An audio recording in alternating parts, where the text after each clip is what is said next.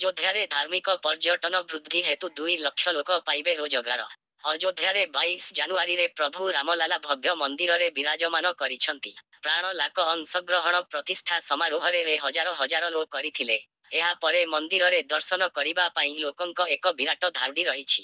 ଏକ ରିପୋର୍ଟ ଅନୁଯାୟୀ ଅଯୋଧ୍ୟାରେ ରାମ ମନ୍ଦିରର ଏବଂ ଏହାର ଆଖପାଖ ସହର ଦେଢ଼ରୁ 2 ଲକ୍ଷ ଲୋକ ରୋଜଗାର ପାଇପାରନ୍ତି। ଉଦ୍ଘାଟନ ପରେ ଅଯୋଧ୍ୟା ହରରେ ପ୍ରତ୍ୟକ୍ଷ ତଥା ପରୋକ୍ଷରେ ଆସନ୍ତା 5 ବର୍ଷ ମଧ୍ୟରେ ଇକୋନୋମିକ ଟାଇମ୍ସରେ ପ୍ରକାଶିତ ଖବର ଅନୁଯାୟୀ human capital SaaS platform better place କହିଛି, ଅଯୋଧ୍ୟାରେ ଶ୍ରୀରାମ ମନ୍ଦିରର ଉଦ୍ଘାଟନ ହେତୁ ଆସନ୍ତା 4 ରୁ 5 ବର୍ଷ ମଧ୍ୟରେ 1,50,000ରୁ 2 ଲକ୍ଷ ଲୋକ ଚାକିରି ପାଇବାର ସମ୍ଭାବନା ରହିଛି।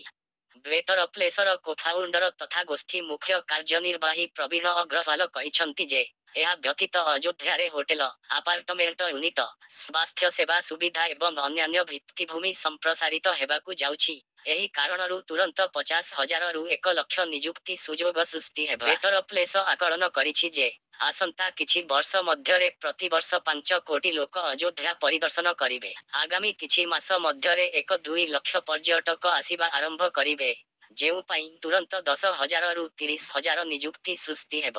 ହୋଟେଲ, ପର୍ଯ୍ୟ ସମ୍ବନ୍ଧୀୟ କମ୍ପାନୀ ପରିଭ୍ରମଣ ଏବଂ ପର୍ଯ୍ୟଟନ ସମ୍ବନ୍ଧୀୟ କ୍ଷେତ୍ରଗୁଡ଼ିକ ଲାଭବାନ ହେବାକୁ ଯାଉଛନ୍ତି। ଏହା ବ୍ୟତୀତ ଖାଦ୍ୟ ଏବଂ ପାନୀୟ, ଦୈନନ୍ଦିନ ଜରୁରୀ ଜିନିଷ, ସ୍ୱାସ୍ଥ୍ୟସେବା, ବ୍ୟାଙ୍କିଙ୍ଗ କ୍ଷେତ୍ର ଉପକୃତ ହେବେ। ଅଯୋଧ୍ୟାରେ ଚାହିଦା ଦ୍ରୁତ ଗତିରେ ବଢ଼ାଇବ।